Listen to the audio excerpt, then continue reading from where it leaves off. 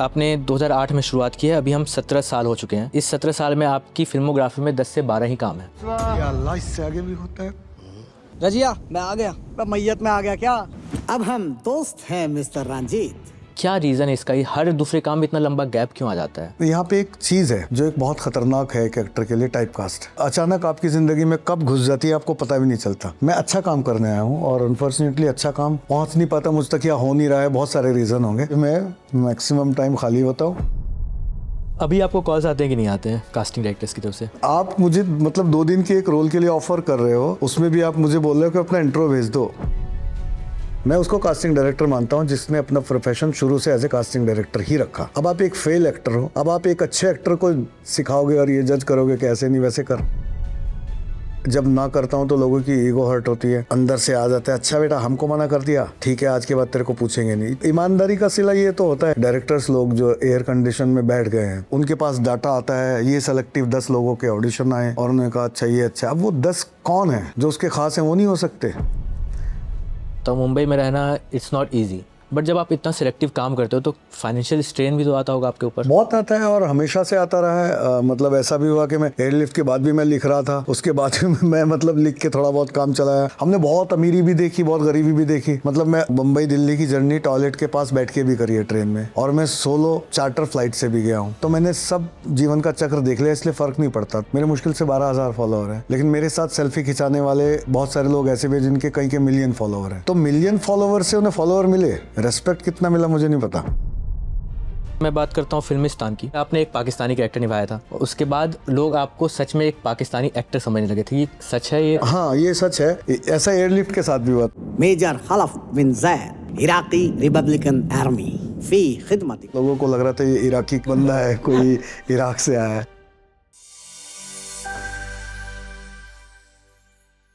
Hello and welcome to another episode of digital commentaries unfolding talents.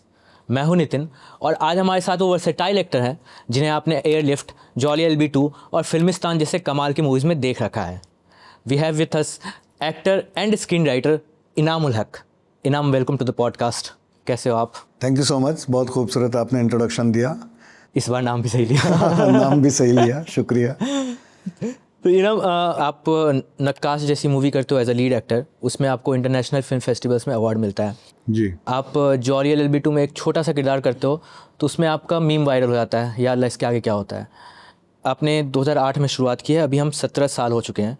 इस 17 साल में आपकी फिल्मोग्राफी में 10 से 12 ही काम है। क्या रीज़न है इसका? हर दूसरे काम में इतना लंबा गैप क्यों आ जाता है? 2008 में मैं बेसिकली मुंबई आया था 2006 में। पहले मैं एज ए राइटर और क्रिएटिव कंसल्टेंट काम कर रहा था। फिल्मी करियर शुरू हुआ था मेरा फिराक से 2009 में। तो वो जब मैंने करी तो उसके बाद यहाँ पे एक चीज़ है जो एक बहुत ख़तरनाक है एक एक्टर के लिए, टाइप कास्ट। और वो एक ऐसी है जो अचानक आपकी ज़िंदगी में कब घुस जाती है आपको पता भी नहीं चलता। तो मैं उसके लिए अवेयर था कि मुझे वो नहीं होना। एक पॉइंट आता है जब आपको डिसीजन लेना पड़ता है लाइफ में। मैं जिस तरह का एक्टर हूँ और जिस तरह का मैंने काम किया है, जिस तरह की मेरी फिल्मोग्राफी है, वो आप मतलब गिनती पे है। पिछले 10 साल में 10 या 12 फिल्में ही हैं। तो वो इसलिए है कि मैं, ऐसा नहीं है कि मैं खाली बैठने आया हूँ, मैं अच्छा काम करने आया हूँ और अनफॉर्चुनेटली अच्छा काम पहुँच नहीं पाता मुझ तक या हो नहीं रहा है। बहुत सारे रीज़न होंगे। तो फिराक के बाद मुझे उसी तरह के रोल आ रहे थे। फिर फिल्मिस्तान आई, मैंने बंद कर दिया था। फिराक के बाद वापस मैं राइटिंग में घुस गया था, मुझे मज़ा नहीं आ रहा है। फिल्मिस्तान वाज द स्क्रिप्ट, जिस तरह की स्क्रिप्ट का मैं वेट कर रहा था कि कोई ऐसी स्क्रिप्ट आएगी जब मैं करना पसंद करूँगा। तो ये आई और उसके बाद लाइफ बदल गई। मैंने लाइमलाइट देखी, स्टारडम देखा, कैमरे की फ्लैशेस देखी, सब देखा। एक फुल सर्किल लाइफ देखी, मतलब एक पूरी जर्नी हो गई, देख लिया। फिर उसके बाद बाढ़ आ गई। हर आदमी मुझे पाकिस्तानी रोल में देख रहा है क्योंकि उनका इमेजिनेशन का प्रॉब्लम है, उनके विज़न का प्रॉब्लम है। तुम्हारा प्रॉब्लम मैं क्यों भुगतूँ? ठीक है, नहीं भैया हम पैसे दे रहे हैं तो पैसे तो मैं गुजरात में भी कमा लूँ, सहारनपुर में भी कमा लूँ, मैं यहाँ कुछ करने आया हूँ। तो मैं उस चीज़ को लेकर बहुत कॉन्शियस था। So I started saying no no no no no till the time airlift happened. तो वो 1.5 साल लगा उसमें। It was a different character. Someone has imagine me एक इराकी मेजर हो सकता है ये आदमी जो होता है। तो उसकी राजा मेनन की विज़न का ही तो वो रहा होगा कि उन्होंने सोचा होगा, या जैसे सुभाष कपूर साहब ने सोचा होगा कि एक बंगाली बुढ़ा ये आदमी प्ले कर सकता है महारानी में। तो वो विजनरी लोगों की बड़ी कमी है। तो मैं शुक्रगुजार हूँ इन डायरेक्टर्स का जिन्होंने मुझे लेके ऐसा सोचा, बट अनफॉर्चुनेटली बहुत कम लोग सोच पाए, तो इसलिए मैं मैक्सिमम टाइम खाली होता हूँ और मिनिमम टाइम मेरा जो काम आता है वो आप देखते हैं फिर कैसा होता है। अभी तक तो मात नहीं खाई, अभी तक तो किसी ने बोला नहीं कि ये परफॉर्मेंस ख़राब थी, इंशाल्लाह आगे भी नहीं कोई बोलेगा। खराब नहीं थी और सब में अलग भी थी। मतलब अगर आप मैं बात करूं, चाहे हम वो बात करें कि हम जॉली LB2 की बात करें या फिर हम एयरलिफ्ट की बात करें या आपकी आखिरी रिलीज जो थी जरा हट के जरा बच के, हाँ, उसके बाद उसमें भी थोड़ा फर्क भी किया आई है। थी, पिप्पा आई पिप्पा थी, में पिप्पा बांग्लादेश वगैरह ही किया था। था। हाँ भाई आपने सारे देश कर रखे हैं कवर। हाँ, मैं मतलब लैंग्वेज पाकिस्तान, इराक, जैसी है वो। बांग्लादेश। बट इस प्रोसेस में जब आप फिल्म्स को रिजेक्ट करते हो क्योंकि आपको सिमिलर तरह के किरदार आ रहे हैं, तो कहीं इसका ये साइड इफ़ेक्ट भी हो सकता है कि यार जो कास्टिंग डायरेक्टर्स या फिर जो डायरेक्टर्स हैं उनके मन में ये बात है कि यार इस बंदे के पास जाना ही नहीं है, इसके पास जाओ तो ये रिजेक्ट करने ही वाला है। बहुत मतलब आपको एक भारी कीमत चुकानी पड़ती है ना, कि एक बहुत बड़ी कीमत होती है। कास्टिंग डायरेक्टर्स को तो मैं इतना तवज्जो नहीं देता, क्योंकि मुझे मतलब मेरे जितने भी काम हैं वो विज़न डायरेक्टर्स के थ्रू ही आए हैं। तो I am a directors actor, मुझे टेबल पे बैठे हुए डायरेक्टर सोचता है कि हाँ ये हमारा कैरेक्टर होगा, तो उन्होंने अप्रोच किया है। 1-2 प्रोजेक्ट मेरा सिर्फ कास्टिंग डायरेक्टर के थ्रू हुआ है।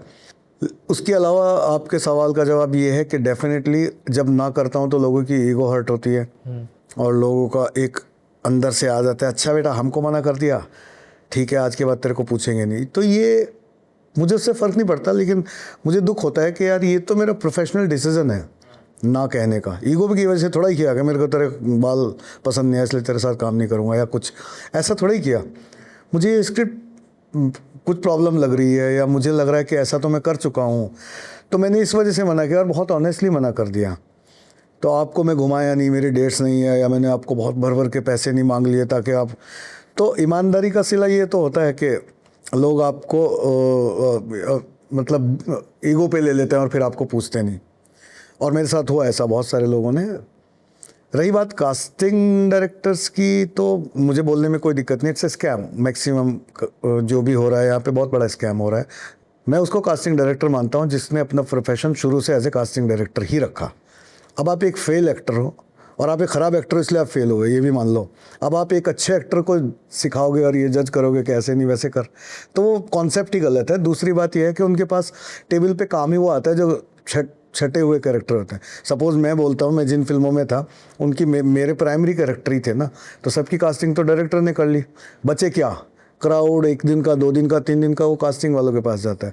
उसमें भी बैठ के वो इतने बेईमान हो गए हैं कि पूछो ही मत। मतलब वो एक अलग चैप्टर है, उस पर किसी दिन करेंगे प्यार से चर्चा। मैं उस पर पूरी एक किताब लिख सकता हूँ या पूरी एक फिल्म बना सकता हूँ कि how casting is a scam in India. But अभी आपको कॉल्स आते हैं कि नहीं आते हैं कास्टिंग डायरेक्टर्स की तरफ से, या उन्होंने छोड़ दिया है? आते हैं, और बहुत सारे तो ऐसे भी आते हैं कि अपना इंट्रो भेज दो, उनको पता ही नहीं बेचारों को। हाँ तो मैं भेज देता हूँ। मैंने एक बहुत सटायरिकल सरकास्टिक, मेरी मैनेजर भड़क गई थी कि how dare you asking for intro, Google पे देख लिए करके। तो मैंने कहा नहीं भड़को मत, प्यार से दो उसको, इंट्रोडक्शन देते हैं। तो मैंने एक बहुत ही सरकास्टिक एक वीडियो बनाया था जिसमें मैंने बाकायदा पूरा, मेरा पर्दे पे पीछे फिल्मों के स्लाइड चल रहे, मेरे हाथ में स्लेट है, उस पर नाम नीचे लिखा है कमाना है, मोबाइल उसके नीचे लिखा है, प्रोफाइल जो मेरी वेबसाइट, गॉडफादर नहीं है, ऐसे करके एक बहुत ही फ़नी सा और सरकास्टिक इंट्रो भेजा था मैंने। फिर उसके बाद उसने कान पकड़ लिए होंगे। मेरा कोई ईगो नहीं है इंट्रो भेजने में, लेकिन आप मुझे मतलब 2 दिन के एक रोल के लिए ऑफ़र कर रहे हो, उसमें भी आप मुझे बोल रहे हो कि अपना इंट्रो भेज दो। मुझे कोई दिक्कत नहीं है, आप मुझे एक ऑथेंटिक काम अगर अप्रोच करोगे मैं करूँगा, मैं ऑडिशन भी करूँगा, मुझे कोई दिक्कत नहीं। मेरा कोई ईगो नहीं, मैं यहाँ काम ही तो करने आया हूँ। लेकिन अपनी जानकारी, अपना स्टडी होमवर्क करे बिना आप अचानक रैंडमली उठ के बोलेंगे इंट्रो भेज दो, तो भाई फिर मैं वही भेजूँगा ना, नाम कमाना है। नाम कमाना है, फ़ोन है। हाँ। बट इनाम भाई ये बताइए कि मुंबई में हज़ारों की तादाद में लोग भरे हुए हैं जो एक्टर बनना चाहते हैं, और जिनका इंडस्ट्री से कोई कनेक्शन नहीं है। इस इंडस्ट्री में घुसने का उनका एकमात्र जरिया है कास्टिंग डायरेक्टर्स। अगर वो भी प्रोसेस, अगर हम कह रहे हैं कि नहीं वो भी प्रोसेस इतना ऑनेस्ट कहूँ वो नहीं है वो प्रोसेस, तो फिर जो आउटसाइडर्स हैं उनके लिए फिर क्या बच जाता है सर आप आके देखो ज़रा, फ्रस्ट्रेशन देखो। कभी आजकल वर्सोवा में ज़्यादातर रहते हैं, मैं वहीं रहता हूँ, उसके आसपास में लोगों को देखता हूँ। बहुत भयंकर निराशा है लोगों के अंदर इनकी इस बेईमानी की वजह से। और अब क्या ही बताऊँ, मुझे लगता है कि इसमें इनको कुछ करना चाहिए। डायरेक्टर्स लोग जो एयर कंडीशन में बैठ गए हैं और वो उनके पास डाटा आता है, ये सेलेक्टिव 10 लोगों के ऑडिशन आए और उन्होंने कहा अच्छा ये अच्छा। अब वो 10 कौन है जो उसके ख़ास हैं? वो नहीं हो सकते। ज़रूरी है कि वो जेन्युइन है। हो सकता है उसकी क्या सेटिंग करके आई, मतलब क्या जुगाड़ से वो 10 भी पहुँचे, उनमें से आप एक शॉर्ट लिस्ट। पहले एक फ्रीडम होती थी वॉक इन वाली, अभी मुझे लग रहा है थोड़ा थोड़ा बदल रहा है। जो इन हाउस कास्टिंग डिपार्टमेंट होने से एक वॉक इन की जो फ्रीडम थी ना, कि डायरेक्टर की नज़र भी पड़ गई।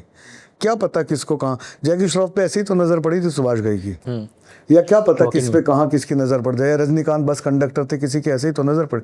आज लेजेंड है रजनीकांत। वो अगर उस दौरान में होता कास्टिंग डायरेक्टर शायद उसका प्रोफाइल आगे ना भेजते, या अगर उसकी सेटिंग ना होती। तो मुझे इसमें कास्टिंग डायरेक्टर के खिलाफ ना बोल के मुझे ये बोलना है, डायरेक्टर्स लोगों से ये रिक्वेस्ट करना है कि ओपन करो। प्रोड्यूसर्स लोगों से ये बोलना है कि ओपन करो अपने यहाँ इन हाउस कास्टिंग डिपार्टमेंट।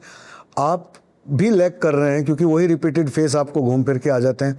इस देश में बहुत टैलेंट भरा पड़ा है, आपको इसका जवाब इंस्टाग्राम से मिल जाएगा। आपकी बिजनेस पे फ़र्क इन चीज़ों से पड़ा है। एक से एक टैलेंटेड लोग आज आप खुद भी स्क्रॉल कर रहे हो, रीलें देख रहे हो, इसका मतलब उनके कंटेंट में दम है जो आपको होल्ड करके रखा है, आप एडिक्ट हो गए हो। तो ऐसा नहीं है कि इस देश में टैलेंट नहीं है। फिर आपकी फिल्मों में गिनती के वही 10 नाम क्यों होते हैं गिने चुने? क्योंकि आपने दरवाजे बंद कर लिए। आप वो ओपन करो, इन हाउस वाले सिस्टम को थोड़ा ओपन करो। प्रोड्यूसर लोगों के लिए भी मैं ये कहना चाहूँगा कि मुझे लगता है कि उनका एक अलग है कॉस्ट कटिंग, कॉस्ट सेविंग। अब कास्टिंग वाले लोग पैसे की बात करते हैं एक्टर से कि इतना बजट है। उसमें क्या होता है कि बेचारा एक्टर जो इसकी गुड बुक में रहना चाहता है, आप उसे पीनट अमाउंट ऑफर कर रहे हैं। कास्टिंग डायरेक्टर से पीनट अमाउंट ऑफर करता है, वो इस चक्कर में दुविधा में पड़ जाता है, अरे इसे मना करूँगा तो दोबारा बुलाएगा भी नहीं, तो वो पीनट अमाउंट में कर देता है। ये प्रोड्यूसर की जीत है, अरे यार तूने बहुत अच्छा किया, इतने कम बजट में करा लिया। तो बहुत सारी चीज़ें हैं, इनको हमको सुधारना पड़ेगा, तभी हम अपना सिनेमा थोड़ा बेटर कर पाएंगे। नहीं तो आप देख ही रहे हो कितना मीडियोकर सिनेमा हम बना रहे हैं, कितना थूथू हो रही है हमारी। अभी लोग बोलना भी शुरू कर दिए। मैं तो शुरू से बोल रहा हूँ, मैं मतलब 2018 में एक इंटरव्यू में मैंने OTT और इन सब तामझाम के बारे में तब बोला था, लोग अब बोल रहे हैं, और मैं आगे भी बोलता हूँ। मैं किसी की ना गुड बुक में हूँ ना बैड बुक में हूँ। इनाम भाई, आप जब इतने काम को रिजेक्ट कर रहे हो, तो अगेन मैं मुंबई की ही बात करता हूँ। मुंबई में रहना इट्स नॉट ईजी। मुंबई में हर चीज़ महंगा, आप रेंट से लेके खाना पीना सब कुछ बात कर लो, हर चीज़ महंगा है। बट जब आप इतना सिलेक्टिव काम करते हो तो फाइनेंशियल स्ट्रेन भी तो आता होगा आपके ऊपर। बहुत आता है, और हमेशा से आता रहा है। मतलब ऐसा भी हुआ कि मैं एयरलिफ्ट के बाद भी मैं लिख रहा था, उसके बाद भी मैं मतलब लिख के थोड़ा बहुत काम चलाया। और लेकिन मैं सर्वाइव इसलिए कर पाया कि मैंने अपना लाइफ स्टैंडर्ड बहुत हाई नहीं रखा। मैंने हाई लग्जरी गाड़ियाँ नहीं खरीदी, और फ्लैट्स खरीदने के और उस प्रॉपर्टी बनाने के जंजाल में नहीं फंसा। अभी भी रेंटेड फ्लैट में रहता हूँ, डिसेंट सी गाड़ी चलाता हूँ, ठीक ठाक सा बेसिक लाइफ स्टैंडर्ड बेसिक है। वर्क स्टैंडर्ड बहुत हाई है, लोगों का उल्टा है। लाइफ स्टैंडर्ड बहुत हाई है, वर्क स्टैंडर्ड बहुत बेसिक है और एवरेज है, बिलो एवरेज है। तो मैं बस ऊपर वाले की मेहरबानी है कि चल रही है गाड़ी और इज्जत कमाई है। ये अगर उसका कोई बैंक अकाउंट होता तो मैं बहुत अमीर होता, इतनी इज्जत कमाई है एज एन एक्टर। बट ये चीज़ आपने तो समझ ली कि हाँ चलो लाइफ स्टैंडर्ड कम है, बट आपके वर्क स्टैंडर्ड हाई हैं। बट इस टॉपिक पे कभी आपके घर पर कुछ बातें होती है, फॉर एग्जांपल मतलब आपके दोस्त हों या आपकी वाइफ हों, इन सब के साथ कुछ बातें होती है यार ये क्या कर रहे हो तुम? दोस्त वेल विशर होते हैं, वो हमेशा बोलते हैं कि यार मना नहीं करते, ऐसा नहीं करना चाहिए, कर ले, काम ही तो करना होता है। मैं उनका रेस्पेक्ट करता हूँ, लेकिन एंड ऑफ द डे जब मैं वो काम बाहर देखता हूँ और देखता हूँ कि हाँ मैंने सही किया, तो मुझे एक इंटरनल खुशी होती है। रही बात फैमिली की, डेफिनेटली बहुत सारी चीज़ें कभी जब वक्त आड़ा टेढ़ा चलता है तो कॉम्प्रोमाइज़ करनी पड़ती हैं, लेकिन हम एक तरह के थॉट प्रोसेस से आए हैं। हम मतलब सहारनपुर से हैं, मेरी वाइफ भी सहारनपुर से है, मेरा बच्चा यहीं पैदा हुआ, तो हमारे अंदर रूट से कनेक्शन है। हम चीज़ों को समझते हैं, मेरी बीवी भी उतना ही समझती है, मेरा बच्चा भी उतना ही समझता है। तो हम अपने हमेशा से हमने बहुत अमीरी भी देखी, बहुत गरीबी भी देखी। मतलब मैं अपना ही एग्जाम्पल दूँ कि मैं मुंबई दिल्ली की जर्नी टॉयलेट के पास बैठ के भी करी है ट्रेन में, और मैं सोलो चार्टर फ्लाइट से भी गया हूँ। तो मैंने सब जीवन का चक्र देख लिया, इसलिए फ़र्क नहीं पड़ता। तो हमको रहना आता है, जितनी चादर है उतने पैर फैलाने आते हैं। और ये तो आप मानोगे कि वक्त कोई भी हो गुजर जाता है, अच्छा भी गुजर जाता है, बुरा भी गुजर जाता है इससे। और अगर लाइफ में उतने अप डाउन ना हो तो फिर मज़ा भी नहीं आता, स्मूथ बोरिंग लाइफ होती है। बट कभी ये सब चीज़ें देख के आपको इनसिक्योरिटी या फिर इनसिक्योरिटीज़ की जगह मैं कहूँ कि ये ख्याल आता है मन में कि यार मैं अच्छा काम कर रहा हूँ, मैं अच्छा किरदार कर रहा हूँ, लोग पसंद कर रहे हैं, बट आजकल जैसे सोशल मीडिया, पेपराजी या पार्टीज़, बॉलीवुड पार्टीज़, ये सब चीज़ें होती हैं, उनमें शायद जितना लोगों को अटेंशन मिल रहा है, जितना बाकी एक्टर्स को अटेंशन मिल रहा है जिन्होंने शायद अच्छा काम भी नहीं किया है, बट क्योंकि उनका पीआर वर्क बहुत स्ट्रांग है, उनको वो चीज़ मिली है, वो चीज़ आपको नहीं मिली है अच्छा काम, अच्छे किरदार करने के बावजूद। इस बात को लेकर कभी इनसिक्योरिटी होती है? नहीं, मुझे तो खुशी होती है। मैं देखो, ये पैरामीटर ही गलत है। मेरे इंस्टाग्राम पे मुश्किल से मेरे हर दिन 500 कम हो जाते हैं क्योंकि मैं एक्टिव नहीं हूँ। मेरे मुश्किल से 12,000 फॉलोअर हैं, लेकिन मेरे साथ सेल्फी खिंचाने वाले बहुत सारे लोग ऐसे भी हैं जिनके कई के मिलियन फॉलोअर हैं। तो मिलियन फॉलोअर से उन्हें फॉलोअर मिले, रेस्पेक्ट कितना मिला मुझे नहीं पता। मेरे 12,000 फॉलोअर है लेकिन मुझे रेस्पेक्ट इतना मिला, लोग हक करके बोलते हैं you are an amazing actor, thank you for giving us such a wonderful performances and content. So this is what is priceless. ये तो बबल है, आज है ये फॉलोअर वाला गेम, कल होगा नहीं होगा, परसों हो, कुछ नहीं कहा जा सकता ना इसका। लेकिन अभिनय, आज भी आप दिलीप साहब को याद करते हो, आज भी आप चार्ली चैपलिन को याद करते हो, जो आपने, हो सकता है उस दौरान में भी कुछ एक बबल आया हो, आज आपको नहीं पता। हो सकता है ऐसा ही 50 साल बाद इस बारे में लोग भूल जाएं कि एक टाइम पे इंस्टाग्राम था या क्या था। राइट, हाँ। अभी ऑर्कुट याद है आपको? रिसेंटली था वो, ऐसे ही गायब हो जाता है, इतिहास बन जाता है।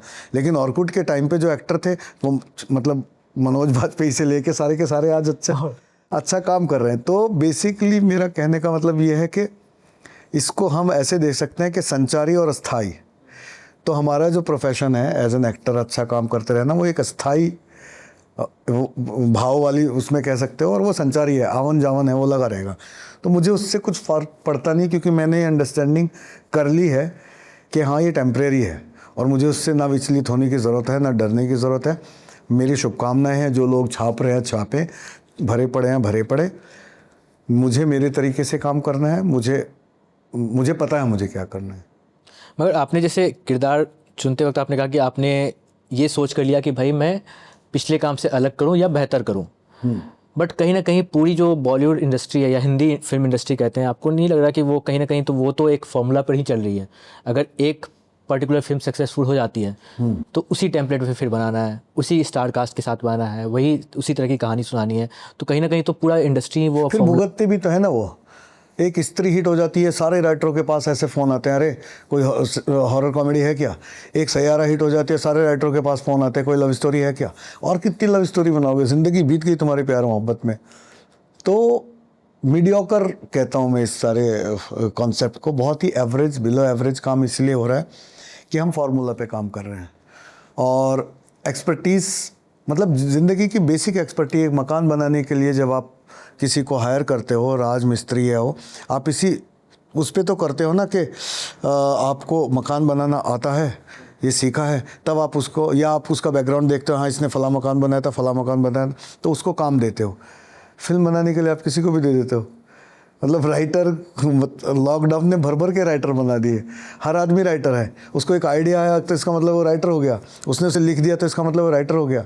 सिनेमा स्क्रीन प्ले पे चलता है और स्क्रीन प्ले क्राफ्ट है, क्राफ्ट ट्रेनिंग से आता है या मांझा जाता है।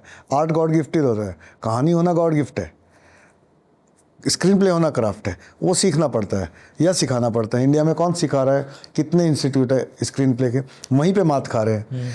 क्योंकि एम्बिशंस तो सबकी होती है ना, मैं जाके बॉलीवुड में नाम कमाऊं, और ओपन मार्केट है। कोई चांदपुर से, बिजनौर से, सहारनपुर से मेरे जैसा कोई भी उठ के आ गया, और फ्रीडम है, फ्री वर्ल्ड है, जेब में पैसे हैं तो और भी ईजी है, कहीं यार दोस्ती है, जान पहचान है तो और भी ईजी है, हाँ अच्छा ला दे सुना दे। तो जब आप एक मकान बनाने में एक्सपर्टीज़ ले रहे हो, कोई भी काम करने में, दुनिया का कोई भी काम जब आप बिज़नेस शुरू करते हो, अगर आप इसे बिज़नेस ही मानते हो, मैं तो आर्ट मानता हूँ, लेकिन मैं आप ही के शब्दों में बोलता हूँ कि आपने इसे बिज़नेस के तौर पे ले रहे हो। दुनिया में कोई भी आदमी किसी भी बिज़नेस को शुरू करके उस बिज़नेस के एक्सपर्ट्स लोग लेता है। आपके यहाँ एक्सपर्ट्स की बहुत भयंकर कमी है, माफ़ कीजिएगा। मतलब कोई भी कुछ भी कर रहा है जिसका नतीजा हम देख रहे हैं।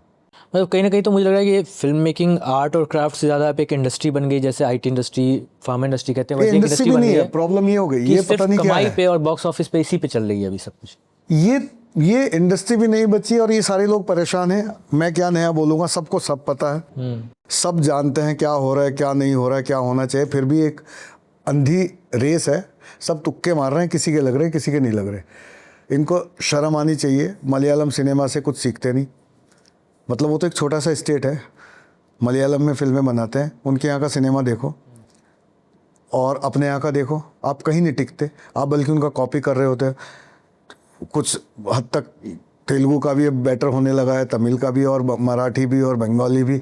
आपके हिंदुस्तान के हर स्टेट का सिनेमा आपसे बेटर है बॉलीवुड से, क्योंकि आप उठा के देख लो, एक इतिहास रहा है कॉपी करने का।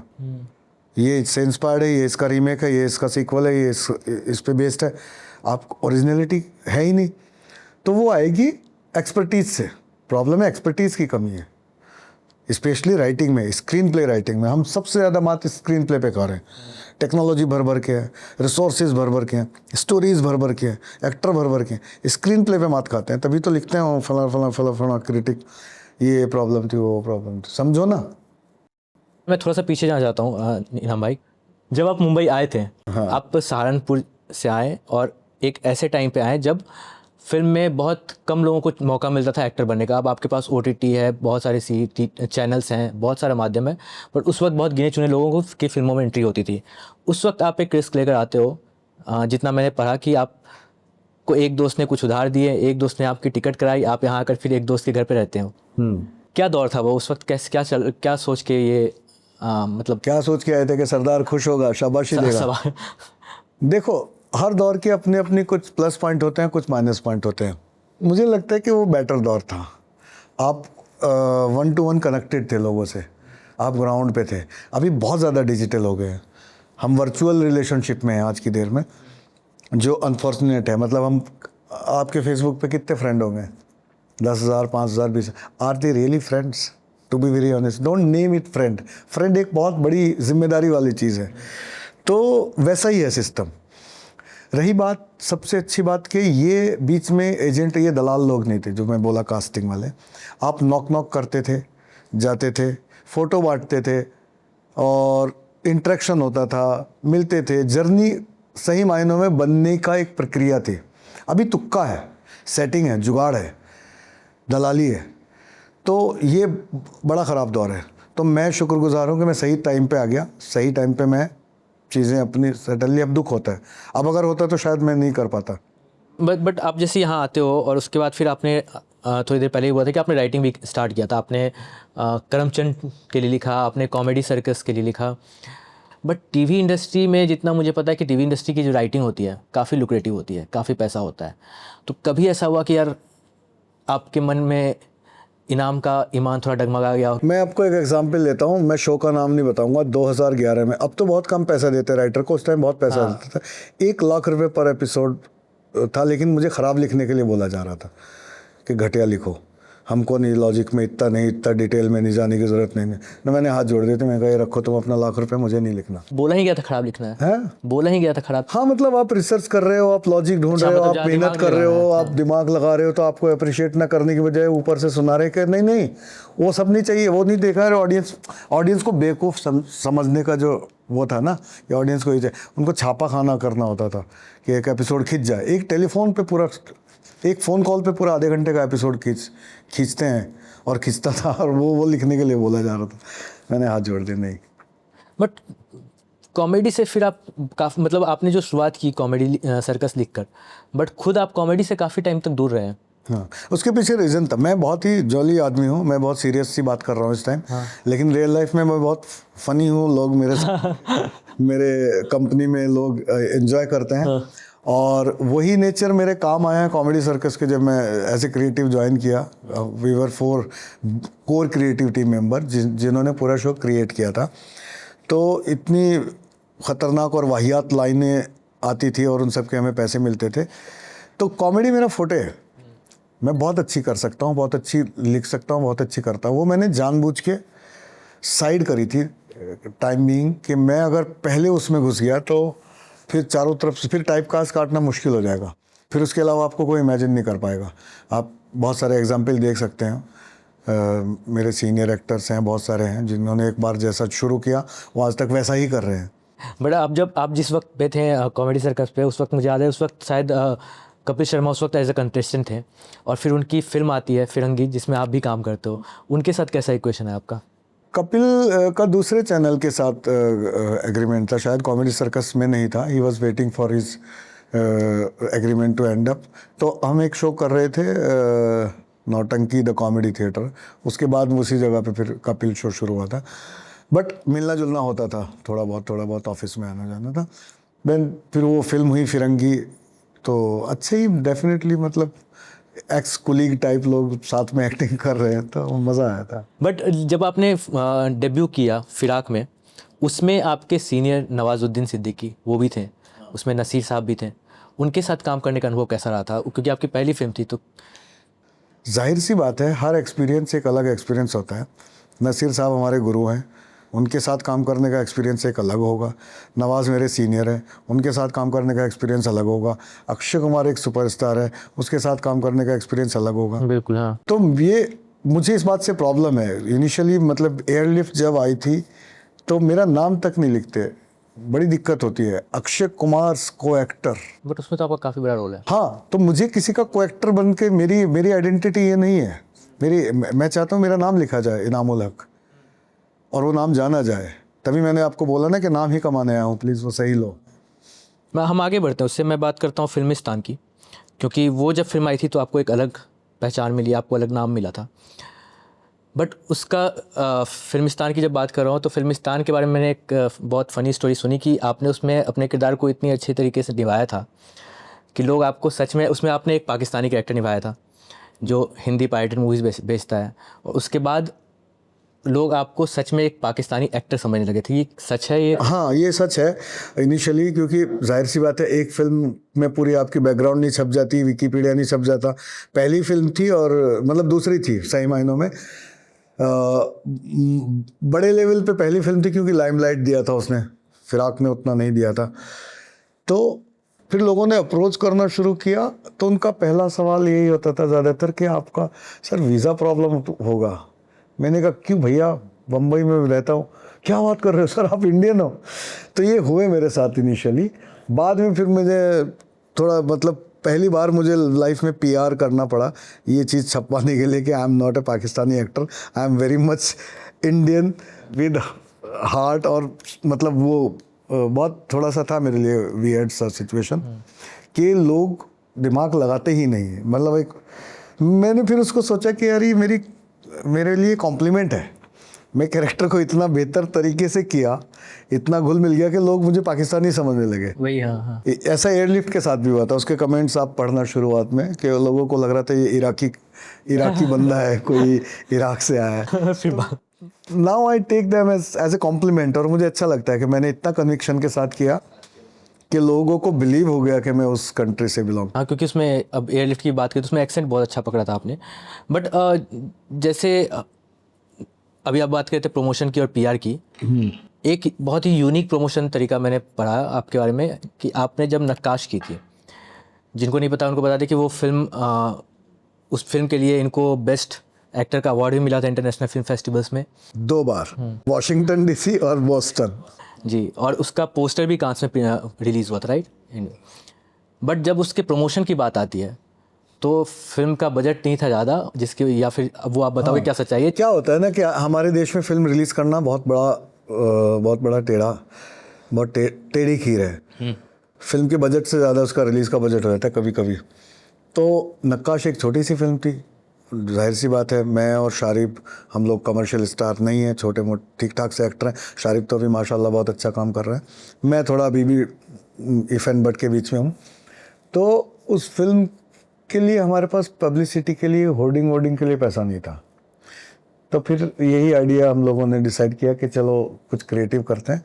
तो हम जुहू सर्किल पे होर्डिंग लेके खड़े हुए थे, और तो वो वहाँ पे एक बाबा खड़े रहते थे, वो जो हाथ में लेके अपने धर्म पे चलो, दूसरे के धर्म का सम्मान करो। हमारी फिल्म का भी वही कॉन्सेप्ट था तो वहाँ से फिर हम पूरे दिन वहाँ खड़े रहे थे और मीडिया वीडिया भी आया, फिर इंटरव्यू है। तो हमने सिंपल बोला कि यार हमारे पास होर्डिंग लगाने के पैसे नहीं है, लेकिन हमारे अंदर ये जज्बा है कि हम खुद होर्डिंग बन के खड़े हो जाएंगे।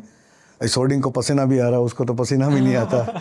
ये बात किसी को बेचारे किसी भले मानस को लग गई, तो उन्होंने हमें होर्डिंग स्पॉन्सर किए। अगले दिन पूरे मुंबई में होर्डिंग लगे हुए थे। तो जज्बे की बात है हमारे, मतलब अंदर ये है कि हम धूल मिट्टी धूप ये वो जितनी भी मुश्किलें, हमको मुश्किलें नहीं लगती, हमने वो ज़िंदगी में देख ली। हमको कीचड़ में खड़े होकर प्रमोट करना पड़े, हम वो भी करेंगे, किया भी है। हमको धूप में खड़े होकर करना पड़े, हम अमीरज़ादे एयर कंडीशन वाले माहौल से बहुत ऊपर उठ चुके हैं। हालांकि अच्छा लगता है सबको लग्जरी लाइफ, लेकिन हम बेसिक से भी नहीं हिले। तो वो एक इंसिडेंट था जो एक लर्निंग एक्सपीरियंस था। आगे भी करना पड़ेगा, करेंगे। नहीं, बट ये बीच में जो आपने बात बोली बहुत अच्छी बात बोली। बट एक चीज़ मैं भूल गया था बीच में। अभी आपने बीच में जब एयरलिफ्ट का मेंशन किया था तो मुझे याद आया कि कहीं मैंने पढ़ा कि आप जो उनके डायरेक्टर हैं राजा मेनन, उनसे आप पहले भी मिल चुके थे एज ए स्क्रिप्ट राइटर। आप गए थे उनके पास कुछ पिच करने के लिए?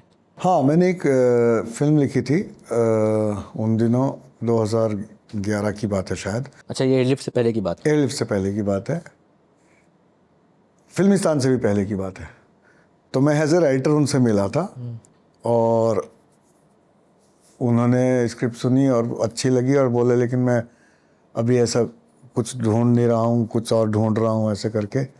फिर एक दिन उन फिल्मिस्तान रिलीज़ हुई, वो मैं उनको भूल भी गया, बात भी ख़त्म हो गई। फिल्मिस्तान के बाद उनका मुझे मेल आया, क्योंकि मैंने स्क्रिप्ट मेल पे भेजी थी, तो मेल आईडी था कि you did a wonderful job, कभी ऑफिस आओ तो चाय पीते हैं, ऐसे करके। मैं ऐसे गया फिल्मिस्तान के बाद, चाय वाय पिया, बहुत तारीफ़ें करी दिल खोल के। He is really very genuine person, बहुत कम लोग होते हैं ऐसे। तो चाय वाय पिलाई, बातें करी और आते आते सीढ़ियों में बोले whenever I am making a film you are part of it.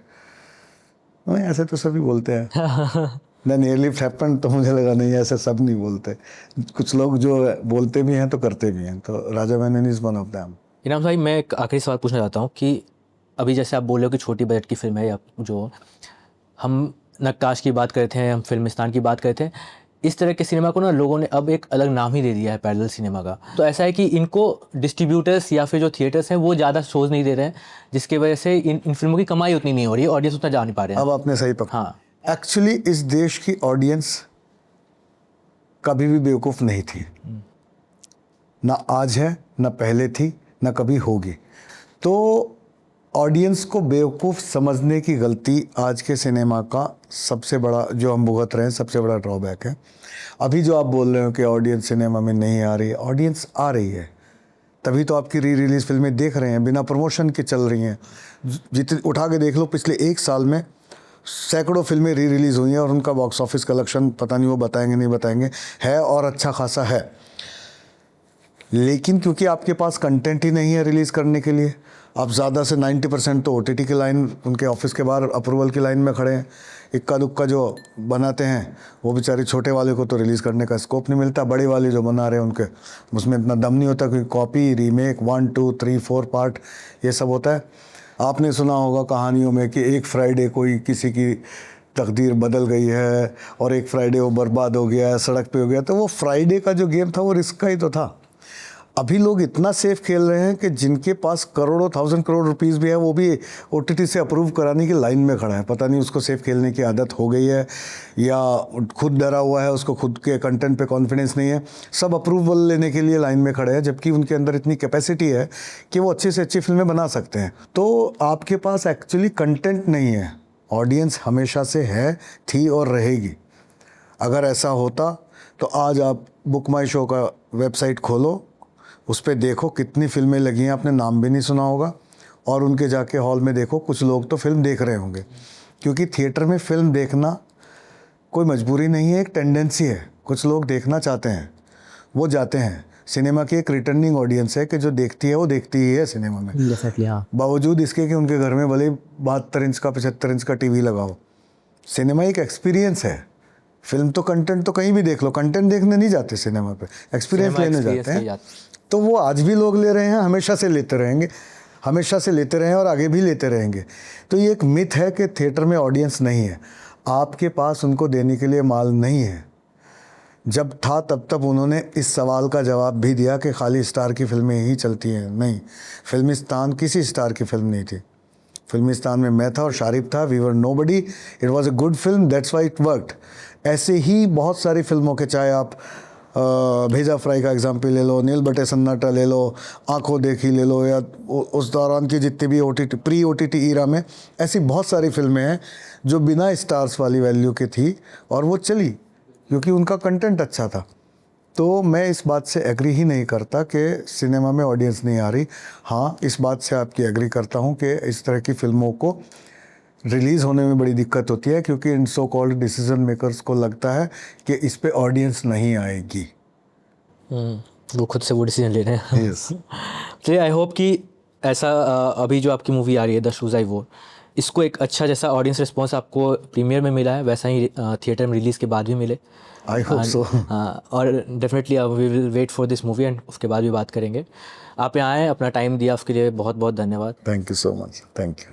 Hello, मेरा नाम है इनामुल हक और आप मुझे देख और सुन रहे थे डिजिटल कमेंट्री चैनल पर। अगर आपको अच्छा लगा हो तो इस चैनल को सपोर्ट करें। Thank you.